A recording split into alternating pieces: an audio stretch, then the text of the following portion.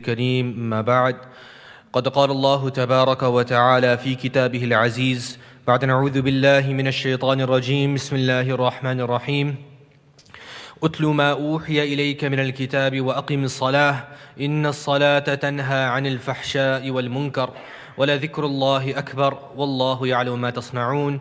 وقال تعالى فإذا قضيتم الصلاة فاذكروا الله قياما وقعودا وعلى جنوبكم فإذا اطمأننتم فأقيموا الصلاة إن الصلاة كانت على المؤمنين كتابا موقوتا.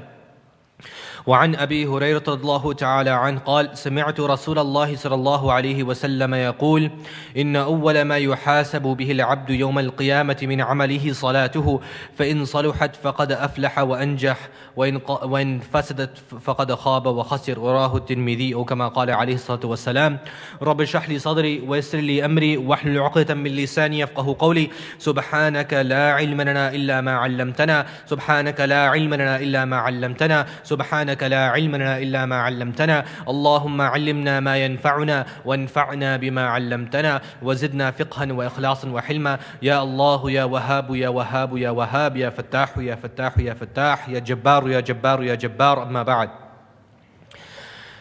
When we look at our daily lives, all of us, we have different schedules, different way we lead our lives, and we have different degrees of importance we place for different actions.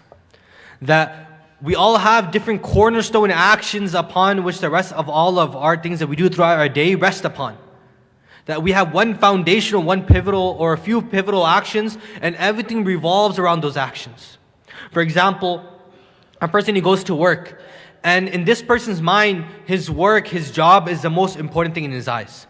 Such that he's willing to go the extra mile, whether he has to work overtime, whether he has to give up eating, whether he has to give up sleep. He's ready to do that because the importance he places on the action is above all of the rest of his actions throughout his day. For a student, for him, studying is the most important. Such that he's studying into late hours of the night until 1 a.m., 2 a.m. He's getting up a few hours later. He's giving up his food. He's spending 7, 8, 9 years of his life devoted to studying. And so on. Everyone has these pivotal actions or these core actions which they view as the most important things in their lives. And when we do a deep dive into the lives of the Sahaba radiallahu ta'ala anhum, what do we see? For the Sahaba radiallahu ta'ala anhum, what was the most pivotal action for them? Because we know the Sahaba radiallahu anhum are role models. That Rasulullah sallallahu alaihi wasallam has mentioned that if we stick to the ways of the Sahaba radiallahu ta'ala anhum, that addu alayha bin jawaz is talking about the Khulafa Rashidun, that if you stick to their ways, the sunnah of my sunnah and the sunnah of Khulafa Rashidun al-Mahdiyun, then you'll be successful. Right? So what was the most pivotal action in the eyes of the Sahaba radiallahu ta'ala anhum and the eyes of Rasulullah sallallahu alayhi wasallam? We see that the entire life revolved around submission and salah. That the Sahaba radiallahu anhum, there's nothing more beloved to them than salah.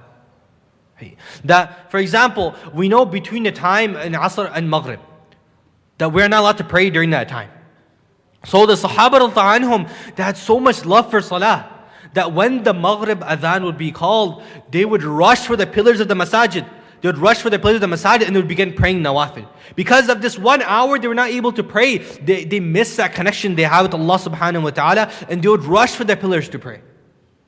And Rasulullah sallallahu alayhi wa sallam, no different. Rasulullah sallallahu alayhi wa sallam said, جُعِلَتْ قُرَّةُ عَيْنِي فِي الصَّلَاةِ. The coolness of my eyes has been placed in salah.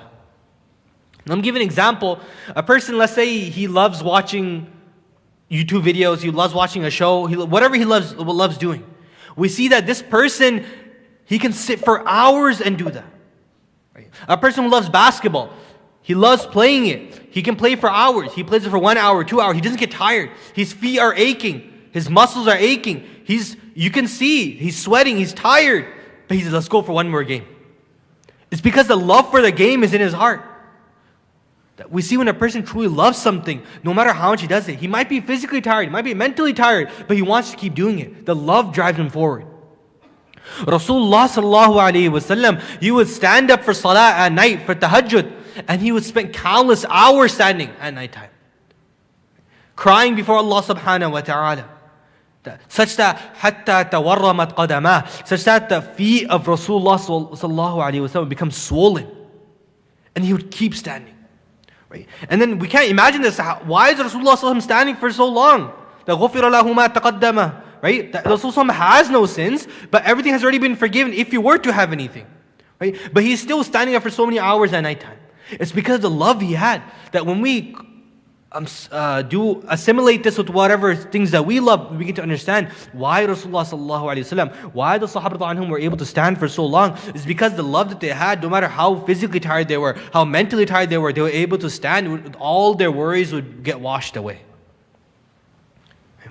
And just to give a few examples, let's take the example of Abdullah bin Zubayr radiyallahu ta'ala an, where Abdullah bin Zubayr, he had such devotion and concentration in the salah that one time he was praying in his house. And while he was praying, a snake, it fell through the roof. It had been on the roof and it fell through the roof. It came into the house and it started wrapping around his infant son, Hashim. Imagine, right? His beloved son, now a snake's in front of him, that is at death's corner.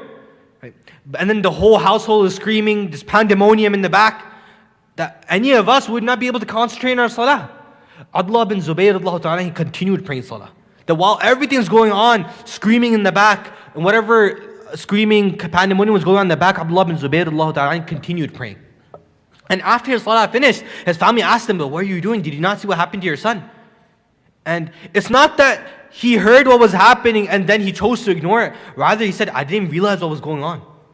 I was so concentrated in my salah that I was so zoned in, so focused on my salah that I did not even notice what was happening in my surroundings. Right? Let's take another example. In the Ghazwa of Dhatul Riqa. In the Ghazwa of Dhatul Riqa, the Muslims, they had been returning, and Rasulullah sallallahu alaihi wasallam had set two Sahabas to watch and for night duty. And these two Sahabas were Abid bin Bishr and Ammar bin Yasir radiyallahu ta'ala anhuma. And Rasulullah sallallahu alaihi wasallam had stationed them in case any enemy spy or anyone came, and they decided that, okay, one of us can pray and the other one can sleep, and we'll shift when half the night passes. So Abid bin Bishr radiyallahu ta'ala anhum, he got up and he started to perform tahajjud. And while he's performing tahajjud, he did not notice the enemy creeping up from behind. So now his enemy crept up from behind, he knocked an arrow into the bow and he shot it. And it implanted itself into the thigh of Abid bin Bishr. Imagine the excruciating pain, an arrow lodged into his thigh. But he continued praying. And then the enemy confused, thinking, what happened? Did I miss? What happened? And then he knocks another arrow and he shoots it again. Same thing. It lodges itself into his leg, but he continues praying. Finally, he shoots a third arrow. And at this, he breaks the salah and he wakes up Ammar radiyallahu ta'ala an, saying that there's an enemy attack and then we need to alert the Muslims. And then Ammar bin Yasir radiyallahu ta'ala an looks at him that, you have 3 arrows lodged into your body. Why did you not wake me up earlier? He said that, I woke you up at this third arrow so you could alert the Muslims. And I did not break my salah because of the pain. I did not break my salah for any of those reasons. Rather, I wanted to continue praying. I was experiencing so much ladha, so much pleasure from my salah, such a strong connection he was feeling to Allah subhanahu wa ta'ala. He did not even want to break the prayer. The only reason I broke the prayer was I feared that I may lose my life and I may not fulfill the responsibility Rasulullah sallallahu alaihi wasallam had placed upon my shoulders. This was their concentration. This was the type of connection they had to Allah subhanahu wa ta'ala. This is the manifestation of their love for Allah subhanahu wa ta'ala. Right? And that is why we see that their entire life revolved around salah. That when they would pray, for them the most important thing was salah. That for us, for example, we say that I have my work, I have time with my family, I have XYZ, and if I have time to go to the masjid, I will go. If my schedule permits, I will go. The Sahaba had a complete different mindset, even though it looked the same. Yes, they were working and they were going to salah. They had their families and they were going to salah. Similar to us. But for them, it was that I have my salah, and if I have time for my family, I'll spend time with it. If I have time for my work, I'll go to work. It was a completely different perspective. And it was this slight perspective, although it might have looked the same. They might have only been spending 45 minutes in the masjid per day. We might only be spending 45 minutes in the masjid per day. But for them, that was the cornerstone of their life. Right? And we see what effect that had. That a group of people living in the desert with nothing around them, once regarded as the lowliest of people, the worst of people. Fast forward 20, 30 years later, where the kings of Persia, the kings of Rome, they're quivering in their boots at the name of Umar Allahu Ta'ala. They're scared of the Muslims. That it was their submission to Allah subhanahu wa ta'ala took them there. Right? We see that in every battle we look at, in Badr, they're outmatched 3-1. We see so many instances where the Muslims are outmatched, they're outnumbered, the odds are against them, but it's because they had Allah subhanahu wa ta'ala with them. And how do we gain closer to Allah subhanahu wa ta'ala? One of the best ways to do this is through salah. Right? And we see the importance of the Sahaba placed towards salah. We see Rasulullah himself. We gave many examples earlier. Let me give one more. In the battle of Ahzab, Rasulullah and the Muslims, when they were locked in battle against the kuffar, the battle was so intense that they could not break away and spare even a moment to pray salah.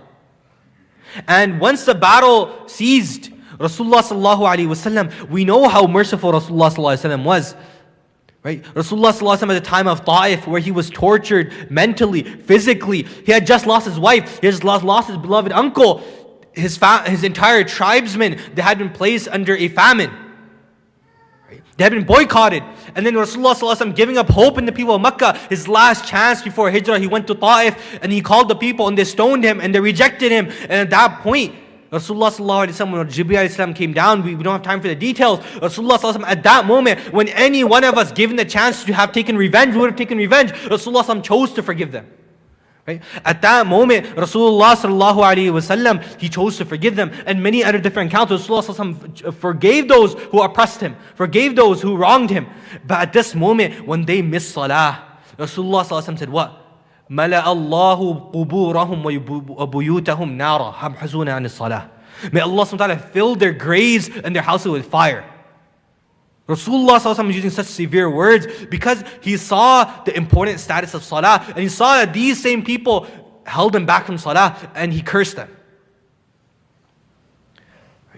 So we see the emphasis the Sahaba anhum placed on salah, how important it was in their eyes. And we should weigh this against our own salah. That how is my salah? That when these Sahaba, they would stand for salah, it was as if it was a straight board. It wouldn't board erected into the ground. That anything that sits on it, everything that comes against it, it doesn't move. It's rigid. That's how their salah was. Right? And this in a hadith, أَقْرَبُ مَا يَكُونُ الْعَبْدُ إِلَىٰ رَبِّهِ وَهُوَ سَاجِدٌ.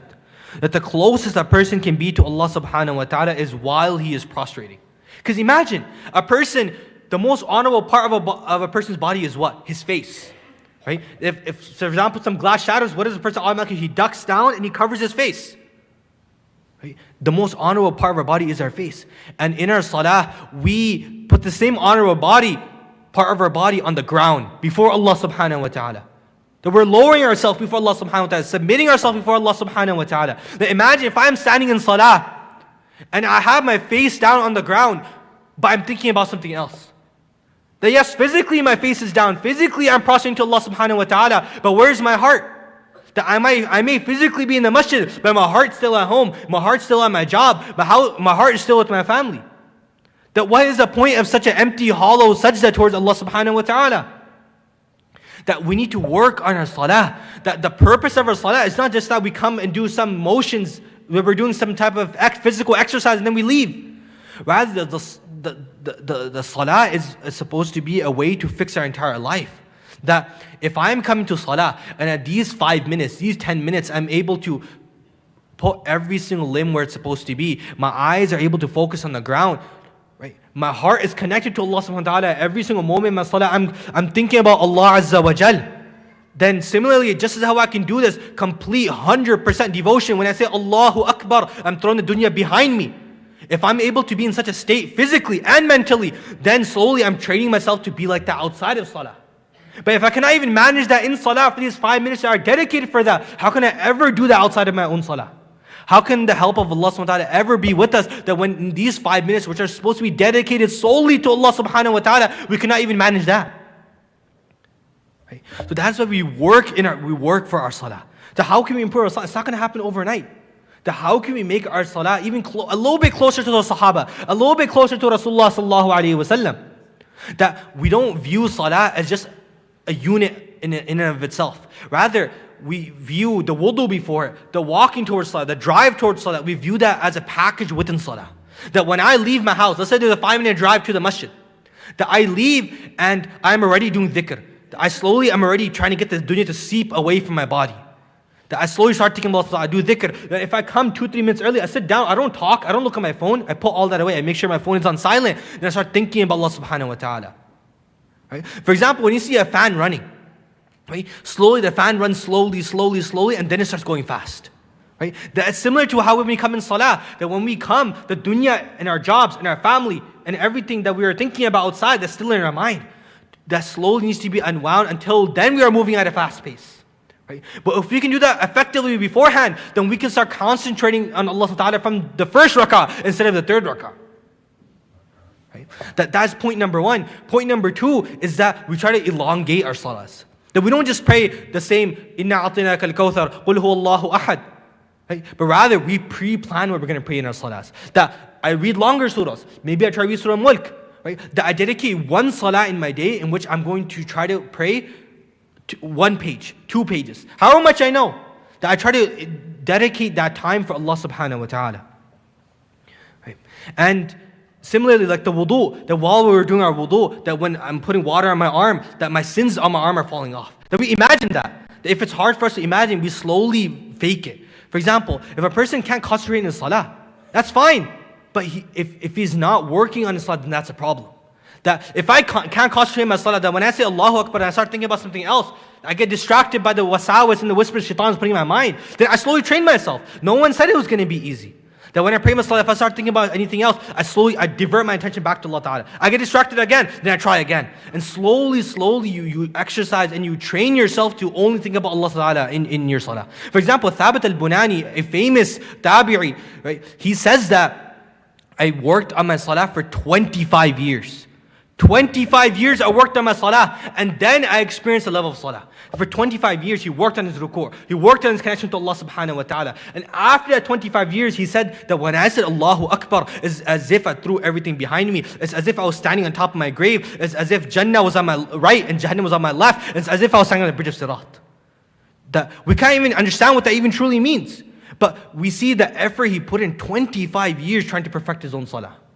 And finally, that we try not to miss a single salah. Because if we're missing salahs, then the importance of the salah will never be built up. So, if a person has missed salah in his account, then it's very easy that I have 500, what's one more? If I have 600, what's one more? If I have 3,000, what's one more salah to miss? Right? But if a person makes an active effort to make up the qada and miss salahs that he has, then the importance of that will come back. Right? That a person, if he has 0 salahs, missed salahs in his account, how can he miss a single salah? Right? So we make a schedule to make up our missed salahs. Right? That it's not that we miss our salahs and we leave it. That yes, we miss our salah, we shouldn't have done that, but we're trying to show Allah subhanahu wa ta'ala, oh Allah, I erred, I made a mistake, but I'm trying to rectify that. That even if I die while making my salahs, ya Allah, at least I died trying. That we're not saying to make up 100 salahs per day, but rather, let's say after every dhuhr, we make up 1 dhuhr. After every asr, we make up 1 asr. And slowly, whether it takes 1 year, 2 years, 3 years, we make up that missed salahs that we had. We make up just 2-3 missed salahs per day, but we set a consistent schedule. Right? And how do we know how many missed salahs we have? That some of us might have years of missed salahs, some of us have months, that we just estimate. Okay, I sit down and I think, okay, in this year, I prayed maybe half the fajrs. Right? I definitely prayed all my salahs in Ramadan, so we exclude that. If we try to sit down and meticulously calculate it, do not try to overestimate. Right? Don't just say, okay, I missed all these years, let me just put all those years. But rather, really sit down and think, okay, I prayed all my salahs in Ramadan. Yes, those Eids, I prayed my salah. Yeah, in Jumu'ah, I prayed my Jumu'ah. Right? You try to calculate all the salahs you've missed, sit down, really think about it, and make a consistent schedule. Even if it's only a few salahs per day, that's better than nothing. The point is to try to make them up and show Allah subhanahu wa ta'ala that we're making an effort. So may Allah grant us the ability to have the important salah and make up all our missed salahs. Wa akhiru da'wana alhamdulillahi rabbil alameen. Everyone can get up and pray the sunnahs inshallah.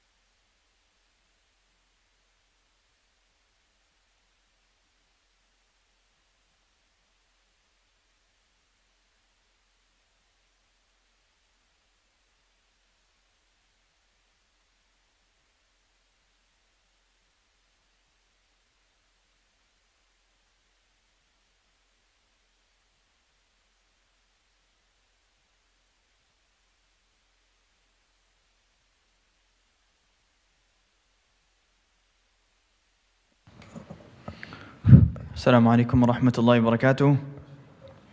Kindly please pass the donation boxes from your left to the right and donate generously on this blessed day of Jumu'ah.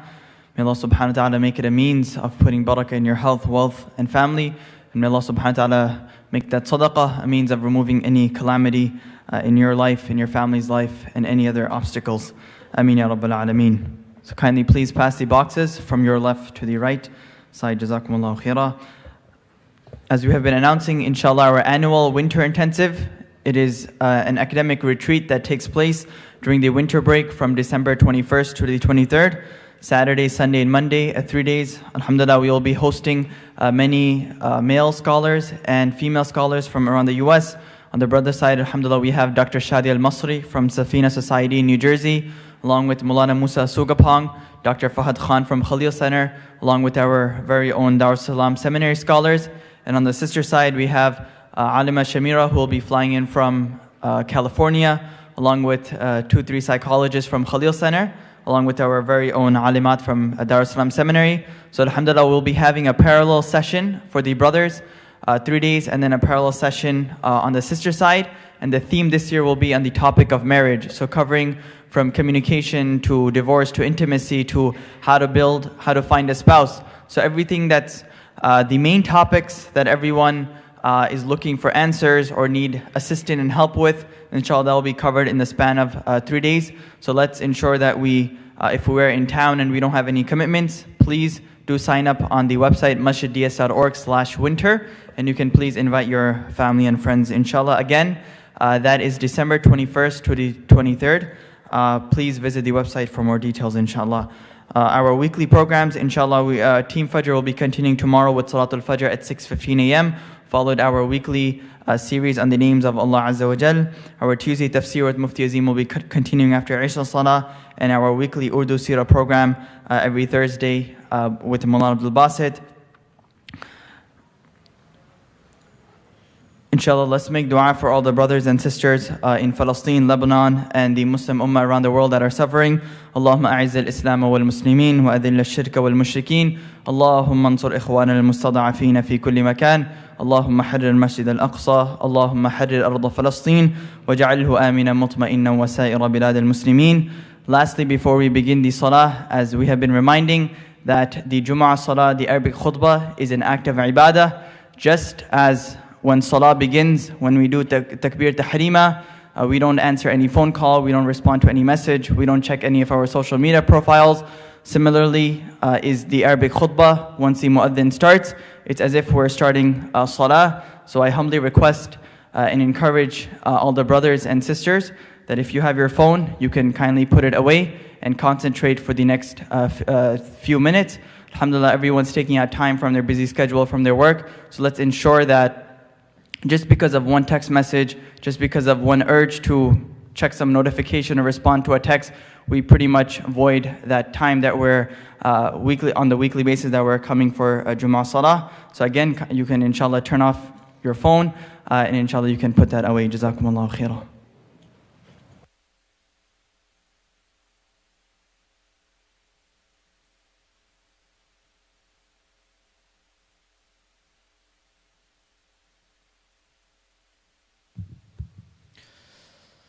Allahu Akbar, Allahu Akbar, Allahu Akbar,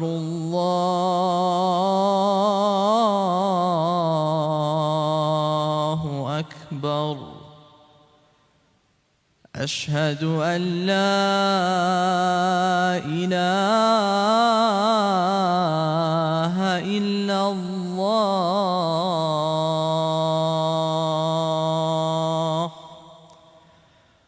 أشهد أن لا إله إلا الله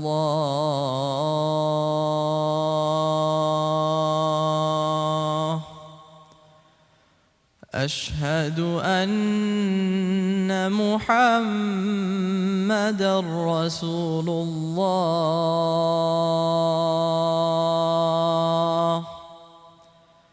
أشهد أن محمدًا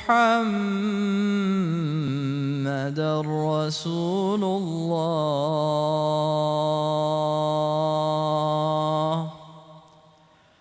حي على الصلاة.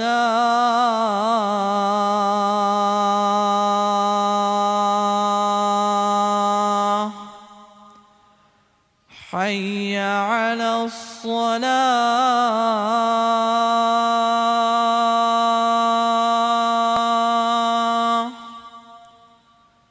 حي على الفلاح.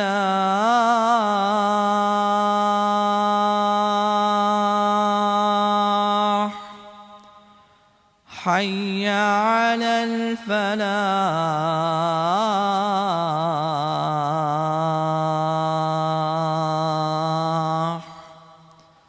الله أكبر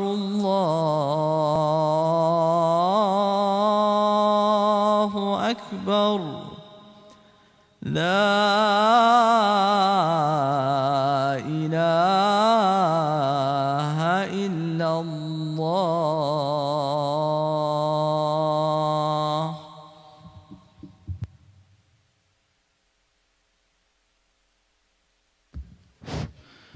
الحمد لله رب العالمين، والصلاة والسلام على أشرف الأنبياء والمرسلين وعلى آله وصحبه أجمعين. أما بعد، فيا أيها الناس، وحدوا الله فإن التوحيد رأس الطاعات، واتقوا الله فإن التقوى ملاك الحسنات، وعليكم بالسنة فإن السنة تهدي إلى الطاعة، ومن أطاع الله ورسوله فقد رشد واهتدى. وإياكم والبدعة فإن البدعة تهدي إلى المعصية، ومن يعص الله ورسوله فقد ضل وغوى. وعليكم بالإحسان فإن الله يحب المحسنين، ولا تتبعوا الدنيا فتكونوا من الخاسرين. ألا وإن نفسا لن تموت حتى تستكمل رزقها، فاتقوا الله وأجملوا في الطلب وتوكلوا عليه، فإن الله يحب المتوكلين. ودعوه فإن ربكم مجيب الداعين. وقال ربكم ادعوني أستجب لكم، إن الذين يستكبرون عن عبادتي سيدخلون جهنم داخرين. بارك الله لنا ولكم في القرآن العظيم، ونفعنا وإياكم بما فيه من الآيات والذكر الحكيم. أقول قولي هذا وأستغفر الله لي ولكم ولسائر المسلمين، فاستغفروه إنه هو الغفور الرحيم.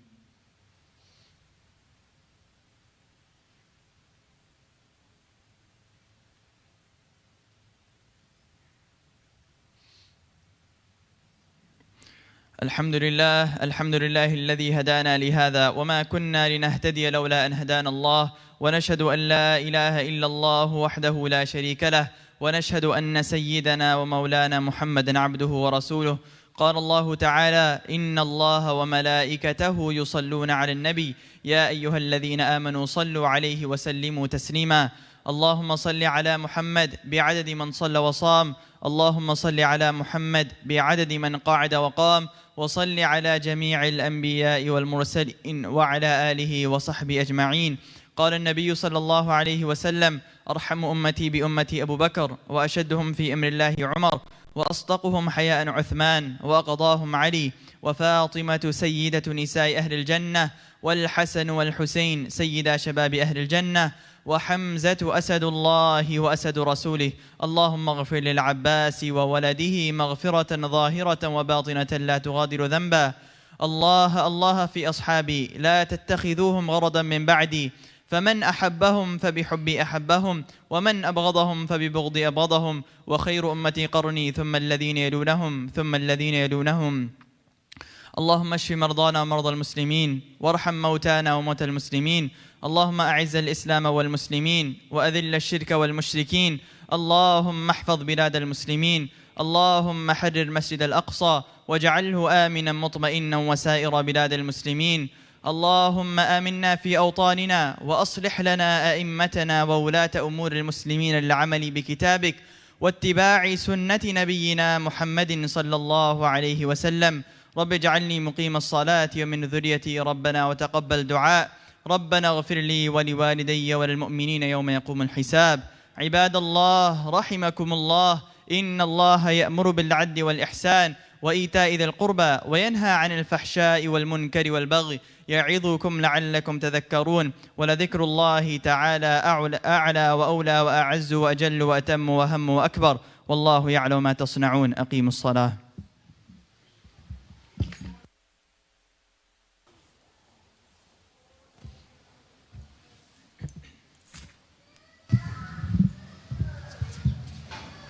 Inshallah, we request the brothers to kindly please move forward. If there are any gaps ahead of you, please fill them up. The right hall, the left side of the masjid, please fill that before continuing to the lobby. Jazakumullahu Khairun. الله أكبر الله أكبر الله أكبر الله أكبر أشهد أن لا إله إلا الله أشهد أن لا إله إلا الله أشهد أن محمد رسول الله أشهد أن محمد رسول الله حي على الصلاة حي على الصلاة حي على الفلاح حي على الفلاح قد قامت الصلاة قد قامت الصلاة الله أكبر الله أكبر لا إله إلا الله. أقيموا صفوفكم واعتدلوا. Please make sure your lines are straight and your phones are turned off and that you're standing shoulder to shoulder. Let's ensure that there are no gaps between us and we're standing as close as possible. Jazakumullahu Khairun.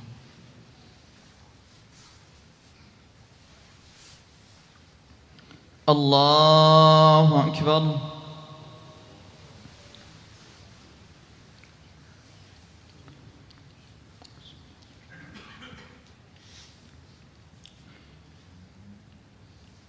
الحمد لله رب العالمين الرحمن الرحيم مالك يوم الدين إياك نعبد وإياك نستعين اهدنا الصراط المستقيم صراط الذين أنعمت عليهم غير المغضوب عليهم ولا الضالين.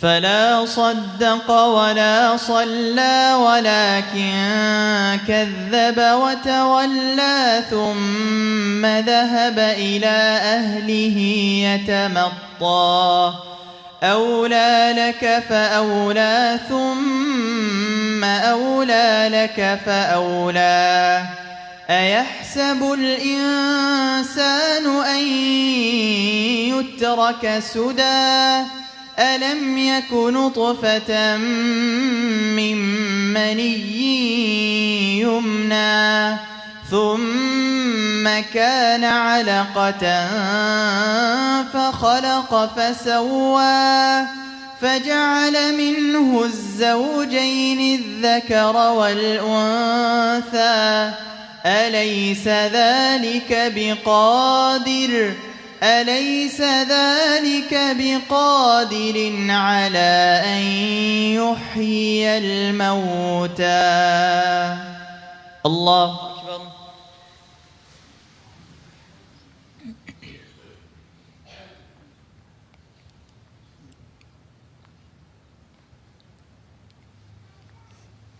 سمع الله لمن حمده. الله أكبر.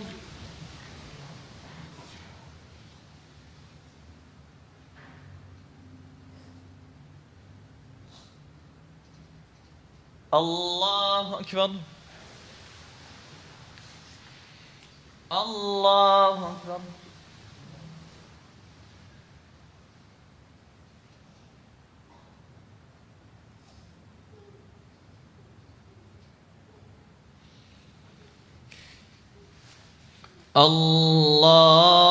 الله أكبر.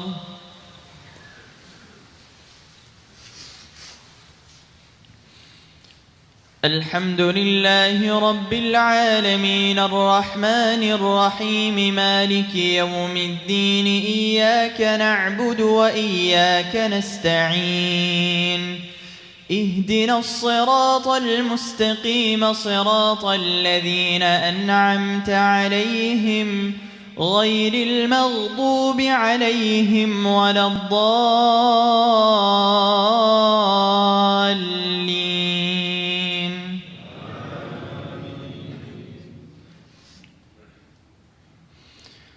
قد أفلح من تزكى وذكر اسم ربه فصلى بل تؤثرون الحياة الدنيا والآخرة خير وأبقى إن هذا لفي الصحف الأولى صحف إبراهيم وموسى. الله أكبر.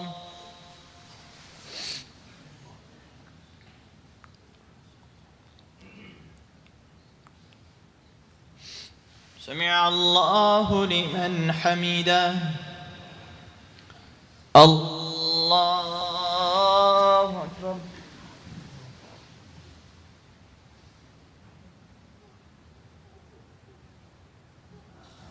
الله أكبر. الله أكبر.